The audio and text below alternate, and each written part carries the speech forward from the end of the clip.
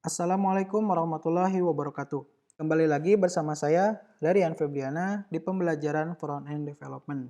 Video kali ini, saya akan membuat sebuah playlist bagaimana cara membuat sebuah project front-end dengan metode studi kasus. Kita akan membuat sebuah aplikasi Kementerian Sosial Republik Indonesia, itu untuk bantuan sosial. Berikut adalah roadmap yang akan kita lalui. Yang pertama, ada UI UX Design. Saya akan kasih soal JPEG berupa desain website. Nanti tugas teman-teman adalah membuat file Figma-nya. Nanti teman-teman juga ditugaskan untuk membuat prototype dari website tersebut. Kemudian nanti teman-teman desain Figma tersebut kita akan lakukan slicing, yaitu kita akan ubah dari gambar Figma menjadi kode. Jadilah website Kemensos. Tentunya dengan pengetahuan web development. Kita akan gunakan basic HTML, CSS, dan JavaScript. Dan kita akan dibantu oleh Tailwind CSS. Jadi setelah ini teman-teman akan mendapatkan dua project. Yang pertama project prototype Figma, yang kedua website statis. Setelah itu kita akan belajar juga tentang API dan RESTful API. Di sini kita akan mengimplementasikan arsitektur client server, yang mana klien dan juga server kita akan pisah keberadaannya. Untuk klien yaitu front end, dan server kita akan gunakan JSON server. Dan nantinya kita akan coba juga membuat menggunakan Express.js. Nanti apa kelebihannya? Jadi ketika servernya mati atau servernya ada error, kliennya tidak akan mengalami sebuah masalah. Begitupun sebaliknya, ketika kliennya juga error ataupun ada sebuah bug, ya, nanti servernya juga tidak akan terpengaruh. Kita juga akan mengimplementasikan public API menggunakan Axios untuk aplikasi pendataan bantuan sosial. Kemudian kita juga akan mengimplementasikan CRUD, yaitu create, read, update, delete, menggunakan Axios dan juga JSON server. Nanti juga kita akan mencoba untuk belajar atau mengenali tentang Postman. Apa itu Postman? Kegunaannya untuk apa? Manfaatnya untuk apa?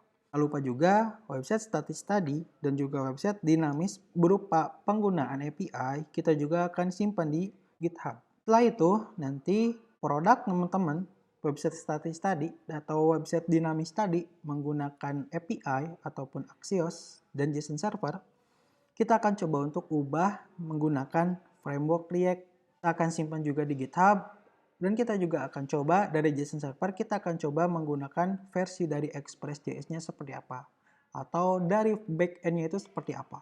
Nanti juga kita akan deploy ke Vercel supaya kita bisa publish, bisa dilihat oleh orang lain dan jadi portofolio kita.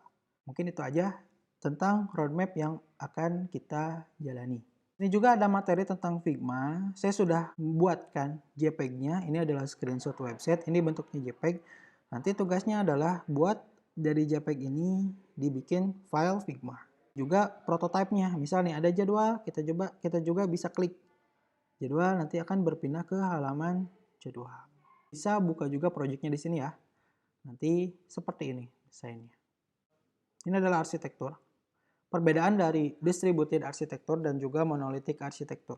Untuk monolithic, dia itu ada dari satu code base yang sama, di mana user interface, business logic, dan juga data access layer-nya dalam satu code base. Apa kekurangannya? Jadi ketika salah satu ada yang error, misal nih data access layer ada mengalami bug, mengalami error, maka tampilan website pun akan terganggu.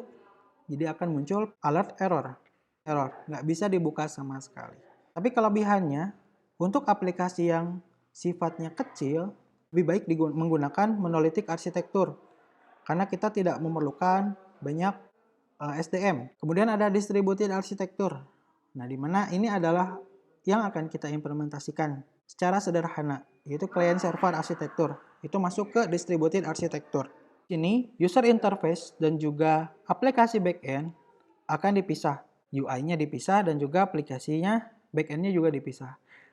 Jadi kelebihannya adalah ketika servernya mengalami sebuah error, maka UI tidak akan terpengaruh.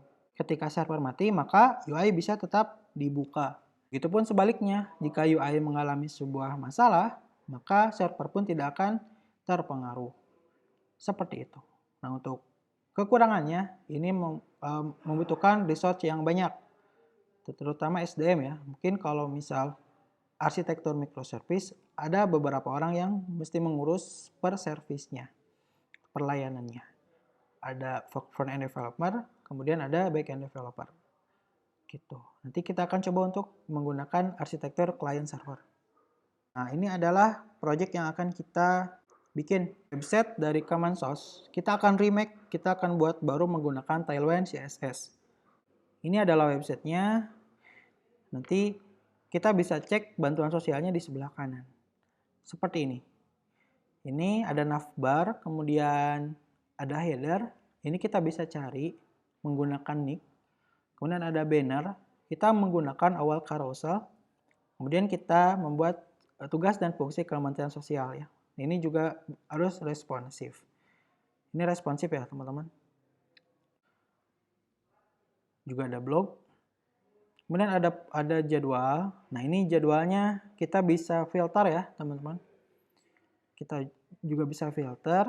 Kemudian di sini ada API wilayah Indonesia. Di sini ada provinsi. Jadi ketika kita memilih salah satu provinsi, misalnya kita pilih Jawa Barat, maka kota yang akan muncul hanya yang ada di Provinsi Jawa Barat. Begitu pula jika kita ubah menjadi DKI Jakarta, maka kota dan kabupatennya akan menjadi khusus yang ada di DKI Jakarta. Kebayang kalau misal teman-teman nggak pakai public API wilayah Indonesia, teman-teman harus menulis manual 34 provinsi kurang lebih ya. Begitu pula kota, bayangkan jika kota di Indonesia kota ada berapa? Teman-teman harus tulis gitu kan, semuanya. Itu kayaknya bikin capek. Kecamatan juga apalagi di desa dan kelurahan se-Indonesia ada berapa. Makanya kita coba belajar public API gitu. Yang selanjutnya ada infografis. Di sini saya akan tulis data penerima atau wilayah bantuan sosial berdasarkan provinsi. Misal nih, ada Jawa Barat. Ada 3 nih, ada 3 yang terdata. Riau ada 1. Oke, nanti ini akan bertambah seiring bertambahnya data. Kemudian kita juga akan mencoba membuat sebuah admin dashboard. Nah, seperti ini biasanya kita menggunakan SB admin, tapi sekarang kita akan coba menggunakan Tailwind CSS.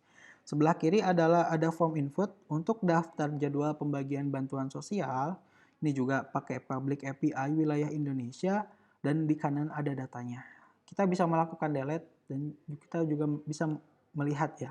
Tapi ini karena HTML mungkin harus nanti di React ya. Kemudian ada pendataan. Nah, ini untuk daftar penerima bansos ya. Ada delete juga, kita bisa delete datanya. Di sebelah kiri ada form input penambahan daftar penerima bansos.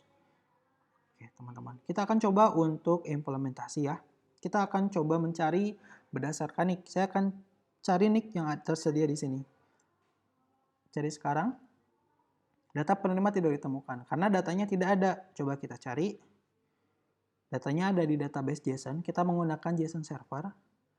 Datanya tidak ada ya teman-teman ya. Yang 05 itu nggak ada. Coba kita cari yang ada ya. Case 9. Cari sekarang. Datanya ditemukan. Lerian Febriana. Saya ganti juga menjadi 6. Misal.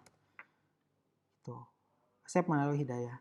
Coba kita matikan servernya. Ctrl C. Gitu ya. Ketika kita refresh, kita coba cari network error. Ya, seperti yang tadi saya bahas juga di sini. Jadi untuk client server arsitektur, maka jika servernya mati atau kliennya ada error, dia tidak akan berpengaruh. Ya, ini error, servernya error. Di UI tidak terpengaruh seperti halnya ini. Aplikasinya tetap berjalan. Cuman kita tidak bisa mengakses data. Seperti itu, teman-teman. Oke. Bila teman-teman ada pertanyaan, boleh tulis di kolom komentar. Terima kasih.